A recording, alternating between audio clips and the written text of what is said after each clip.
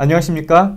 한 주간 있었던 다양한 국제금융 소식과 주가에 미친 영향, 그리고 이번 주를 전망해보는 알기 쉬운 주간 국제금융 시간입니다. 지난주 정부는 추가 경정 예산안을 편성했습니다. 글로벌 금융위기 직후인 지난 2009년 28조 원 규모 이후 최대인 17조 3천억 원 규모인데요. 전문가들은 이번 추경의 효과 어떻게 내다보고 있습니까? 네, 이번 추경 예산의 상당 부분이 경기 부양보다는 잘못된 세입 예산을 바로잡는 데 사용되다 보니 경기 부양을 기대하기는 힘들 것이라는 게 전문가들의 관측입니다. 정부는 이번 추경을 통해서 올해 0.3%포인트, 내년 0.4%포인트의 경제성장률 제고 효과가 있을 것으로 분석했습니다. 7조 3천억 원의 지출 확대를 통한 성장률 제고 효과는 올해 0.1%포인트에 그칠 것으로 예상됩니다. 네, 그리고 중국이 지난 1분기 경제 성장률이 둔화된 모습을 보이자 경제 회복에 대한 우려의 목소리가 나오고 있습니다. 지난 1분기 중국의 성장률은 직전 분기 7.9%보다 낮은 7.7%로 나타났는데요. 이는 무역 흑자 규모 감소와 소비 위축 때문으로 분석되고 있습니다. 이 때문에 국제신용평가사 무디스는 중국의 국가 신용 등급 전망을 긍정적에서 안정적으로 한 단계 강등했습니다. 네, 지난주 이러한 이슈들이 이번 주 국내 경제에는 어떤 영향을 미칠지 이어서 BS투자증권 이두원 상무로부터 지난주와 이번 주 국제금융 환경 변화에 대해 들어보겠습니다.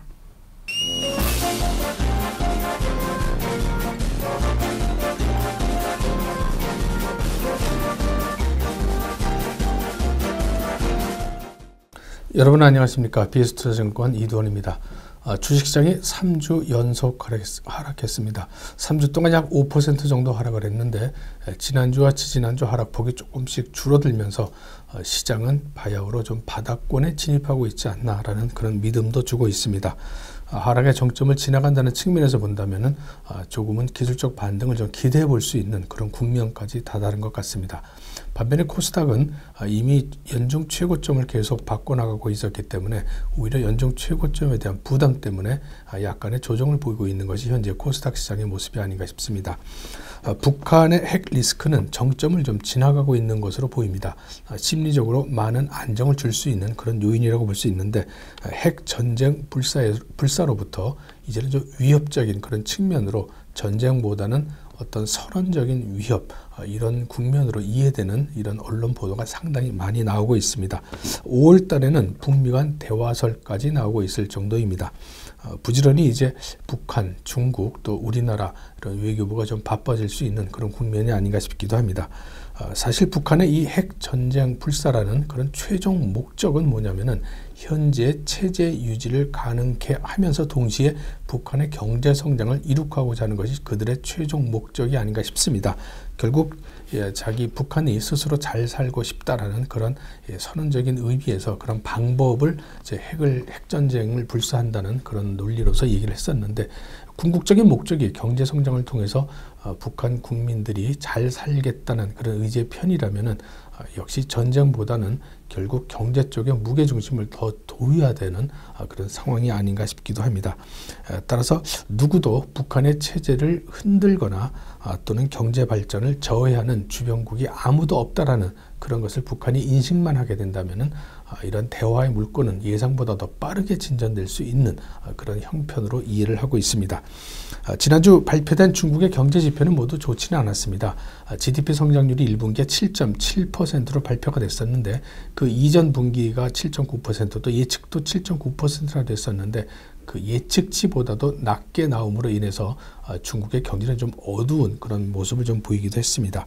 3월 산업 생산만 보더라도 약 8.9%가 증가했는데 1월과 2월 달의 산업 생산 증가율은 약 9.9%였었고 이번에 발표되는 예상치도 10.1%로 예상을 했음에도 불구하고 불과 8.9%밖에 되지 못했기 때문에 중국의 경제가 좀 주춤거리는 그런 모습을 보이기도 합니다. 산업 생산뿐만이 아닙니다. 미래의 어떤 생산물이라고 볼 수 있는 고정 투자에 대한 이런 증가율도 3월 달에 20.6%로 발표가 됐습니다.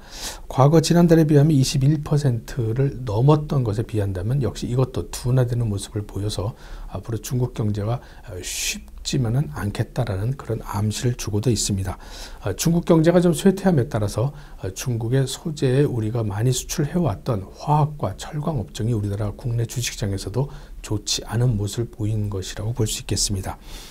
지난주에 또 G20 재무장관 회의가 있었습니다. 그들이 모여서 우리한테 가장 관심 있는 일본의 통화정책에 관련된 내용인데 일단 일본의 통화정책은 모두 지지를 하고 있습니다. 일본의 경제가 좋아지면은 세계 경제도 좋아지는 쪽에 좀 보탬이 될 수 있는 문제이기 때문에 일본이 이 반디플레이션 정책, 그러니까 인플레이션 정책에 대해서 찬성하는 그런 상황을 어떤 재무장관들이 다 용인을 했습니다. 그 말의 의미는 현재 일본이 인플레이션 정책을 통해서 결과적으로 나오는 엔저에 대해서 G20의 재무장관들이 다 용인을 했다라는 그런 의미로 받아들여집니다.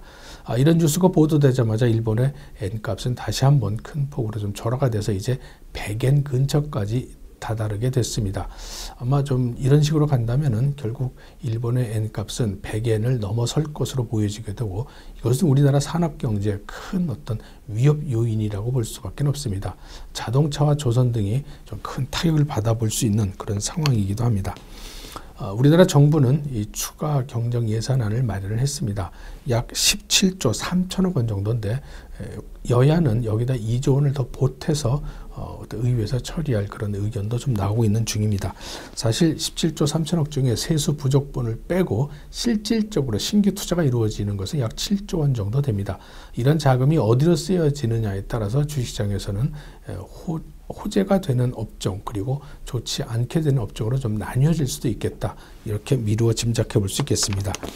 여기에 따라서 올해 재정 적자가 평년치보다 약 5배나 늘어나서 약 23조 원 정도로 예상을 하고 있는데 이 정도라면 국채 발행도 상당히 좀 큰 규모로 예상해 볼 수가 있겠습니다.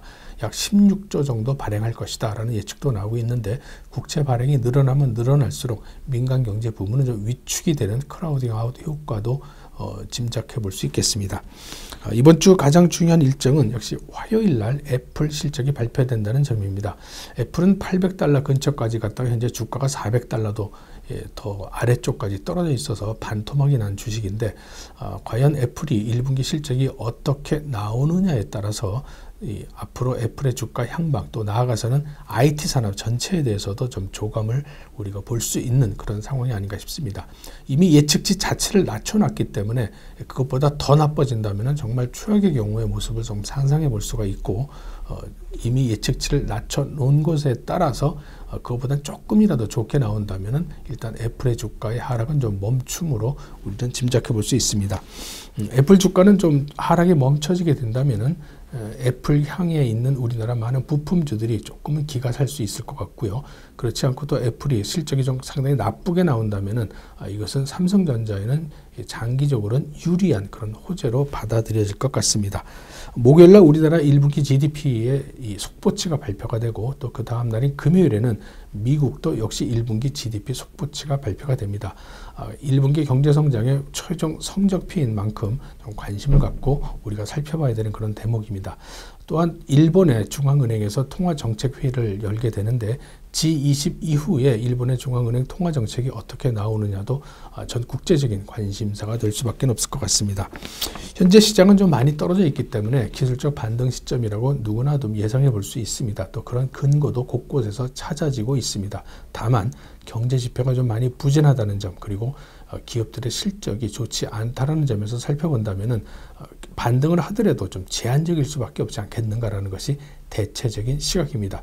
이렇다면 역시 이 관역을 우리는 상당히 좀 좁혀서 투자 전략을 세워야 되지 않을까 싶은데 PBR이나 PR에 입각한 저 PBR 또 저 PR에 관련돼 있는 그런 종목으로 압축시키는 것이 현재로서는 가장 좋은 전략이 아닌가 싶습니다. 저는 지금까지 BS투자증권 이두원이었습니다. 이번 주에는 미국의 부동산 경기 흐름을 보여줄 3월 기존 주택 판매와 신규 주택 판매 통계가 22일과 23일 공개됩니다. 24일에는 3월의 내구재 주문이 발표되는데 2월보다 부진했을 것으로 예상되고 있고 25일 발표될 지난주 신규 실업수당 청구 건수는 전주보다 줄어든 35만 1000건에 그칠 것으로 관측됐습니다. 26일에는 톰슨 로이터, 미시간대의 소비자 심리지수가 발표됩니다. 특히 25일에는 우리나라의 1분기 GDP 성장률이 발표됩니다.